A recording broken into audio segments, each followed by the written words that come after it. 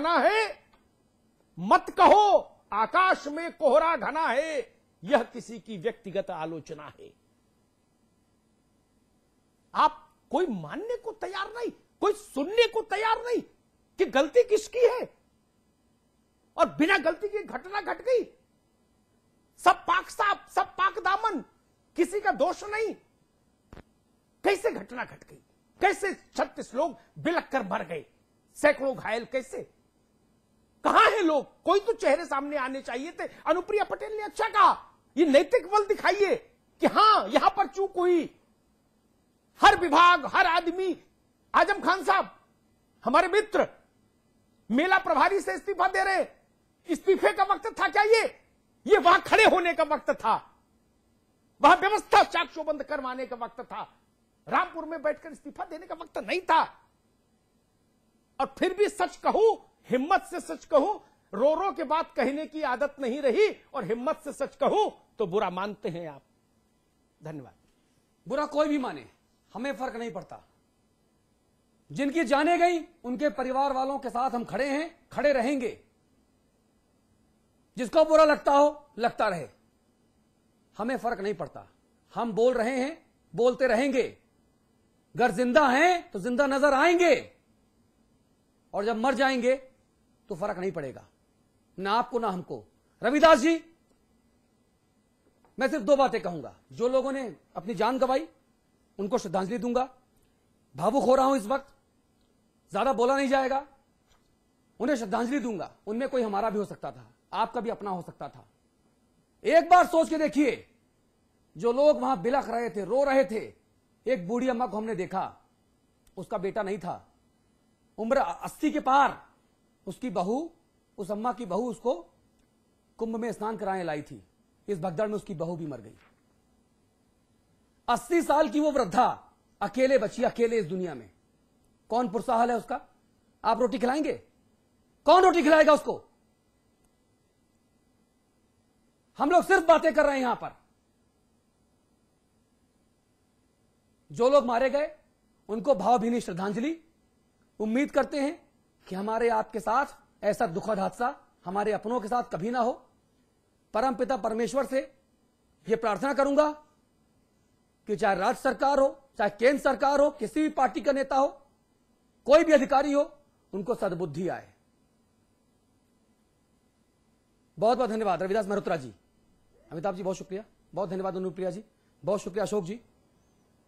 और लोगों से कहूंगा कि ये खामोश मिजाजी तुझे जीने ना देगी, ये खामोश मिजाजी तुझे जीने ना देगी। अगर जिंदा रहना है तो कोहराम मचा दे, जैसा मैं मचा रहा हूं। आरोपित हूं, सरकार की तरफ से कई बार आरोपी बना हूं कि अपने शब्दों पे आप संयम नहीं रखते, लेकिन जब लोगों की लाशें देखी जाती हैं ना रविदास जी, तो संयम नहीं रखा जाता, जवाब मांगा जाता है, और जवाब आप लोगों के पास है नहीं। नमस्कार।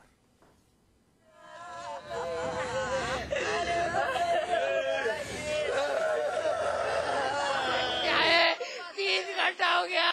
हाँ, भगदड़ हुई।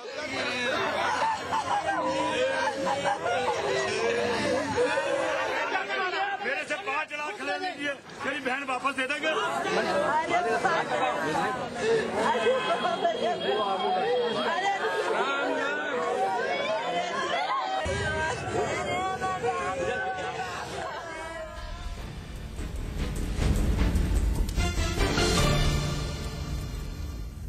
मैं चाहूंगा कि जब जब भी मेरा जन्म हो, वृंदावन की इसी पावन भूमि में हो।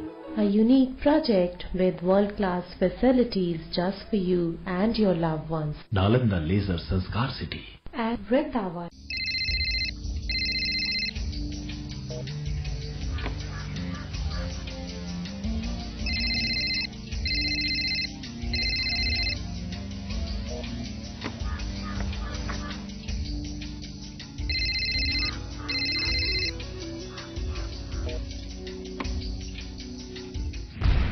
अब सहने की जरूरत नहीं।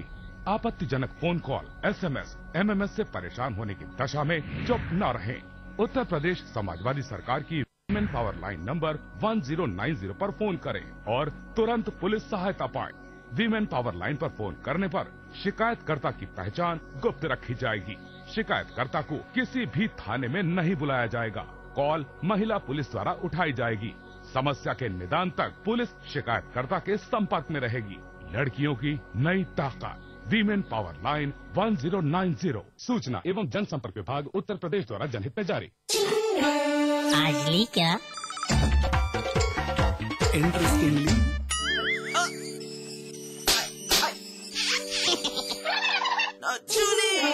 Refreshing mini gums. आज ली क्या?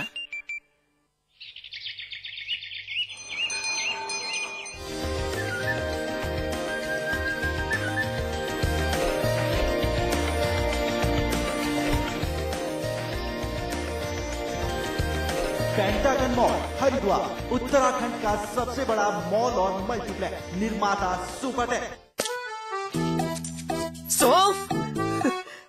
इलायची, खजूर, मिश्री, वाह, सब एक से बढ़कर एक है, मगर कोई अपना बड़प्पन नहीं जताता, है ना?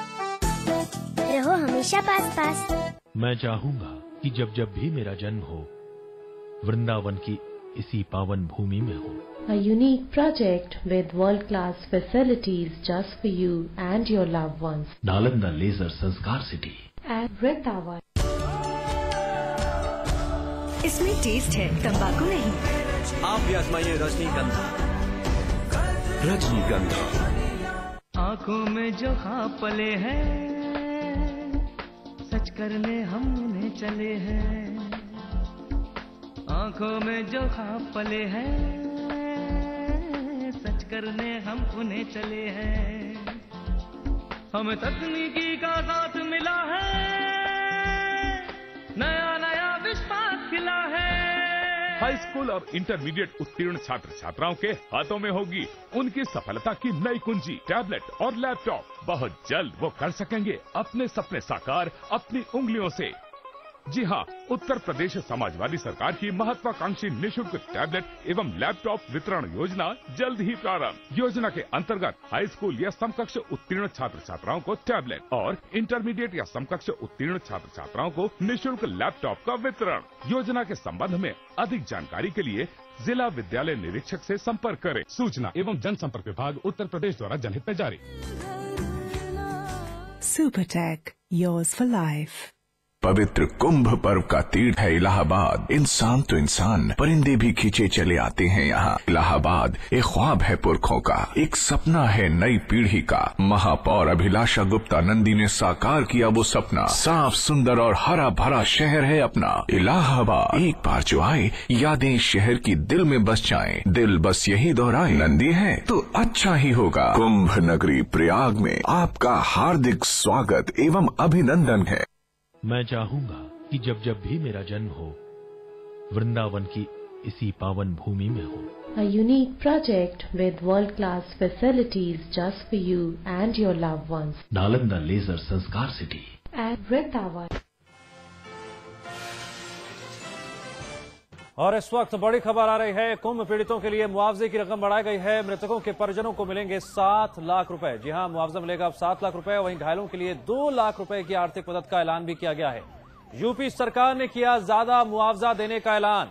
एक तरफ समाचार प्लस लगातार ये सवाल उठा रहा था कि कौन है इस हादसे का जिम्मेदार। साथ ही साथ समाचार प्लस ये भी सवाल उठा रहा था कि जिन परिवारों में अंधेरा छा गया, जिन परिवारों के सदस्यों को खोया, आखिरकार उनके आने वाली जिंदगी में जो अंधेरी गलियों से गुजरने पर मजबूर है, उसका क्या होगा।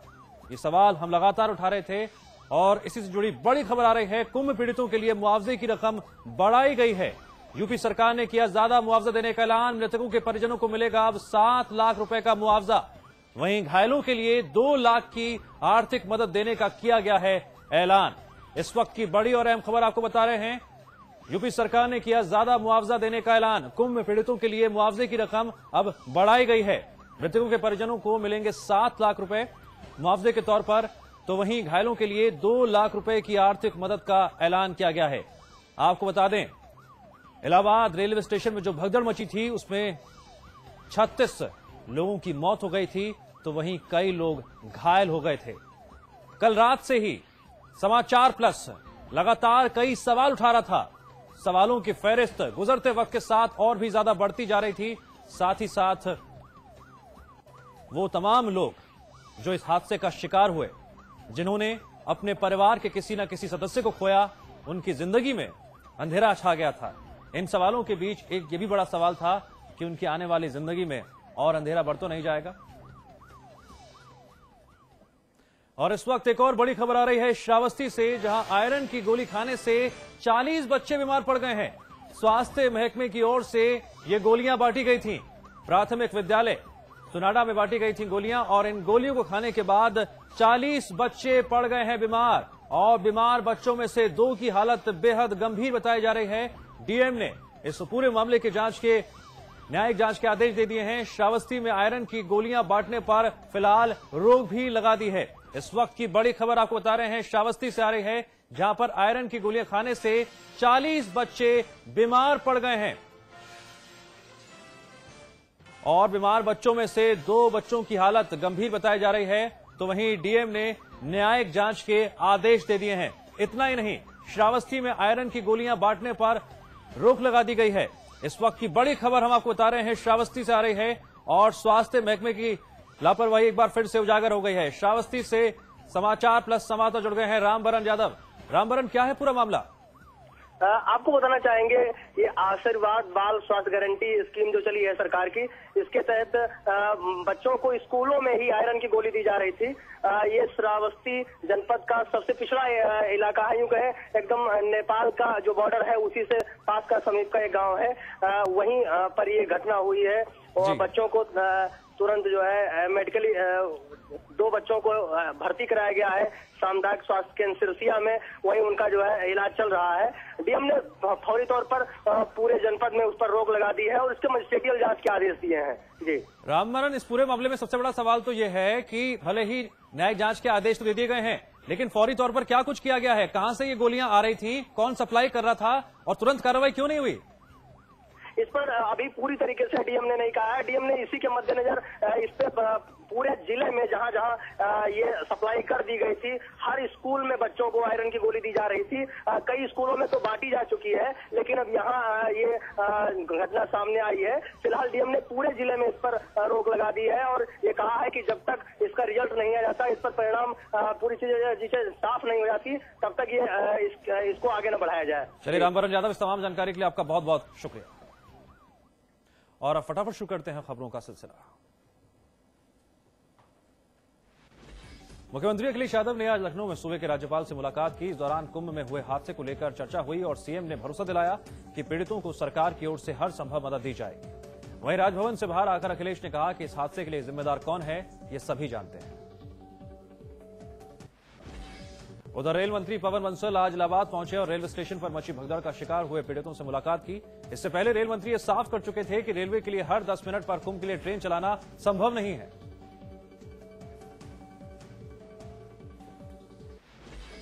कुंभ हादसे के बाद सीएम अखिलेश की नाराजगी को देखते हुए आजम खान ने मेला प्रभारी के पद से इस्तीफा दे दिया है। उन्होंने इलाहाबाद रेलवे स्टेशन पर हुए हादसे पर दुख भी जताया। उन्होंने कहा, चूंकि उनकी जिम्मेदारी कुंभ मेला की है, तकनीकी तौर पर रेलवे स्टेशन की जिम्मेदारी उनकी नहीं है, फिर भी दुखी होकर ये कदम उठा रहे हैं, और वो अपनी जिम्मेदारी समझते हुए मेले के अध्यक्ष पद से इस्तीफा दे रहे हैं।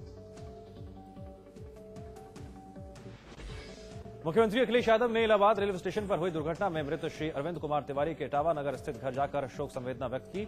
उन्होंने श्री तिवारी के परिजनों को सांत्वना प्रदान की। मुख्यमंत्री ने कहा, इस दुर्घटना में घायल हुए लोगों को 1 लाख रुपए की जगह 2 लाख रुपए की आर्थिक मदद दी जाएगी।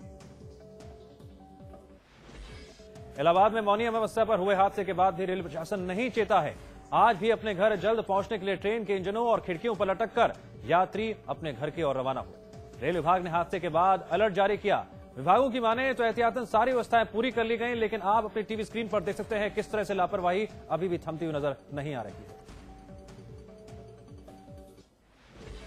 इलाहाबाद के रेलवे स्टेशन पर हुए हादसे के बाद उत्तर प्रदेश के साथ ही देश के तमाम हिस्सों से आए श्रद्धालुओं की सुरक्षा के लिए जिला प्रशासन अलर्ट हो गया है। लेकिन अलर्ट होने का क्या मतलब है, ये समझना थोड़ा सा मुश्किल है, क्योंकि वाराणसी के रेलवे स्टेशन का हाल देखकर और इलाहाबाद से आने वाली ट्रेनों की स्थिति देखकर सुरक्षा और एहतियात के तमाम दावों की पोल खुल रही है। इलाहाबाद से आने वाले यात्री ट्रेनों के ऊपर और बोगियों की कम्पलिंग पे बैठकर यात्रा कर रहे हैं, जिन्हें रोकने वाला कोई नहीं।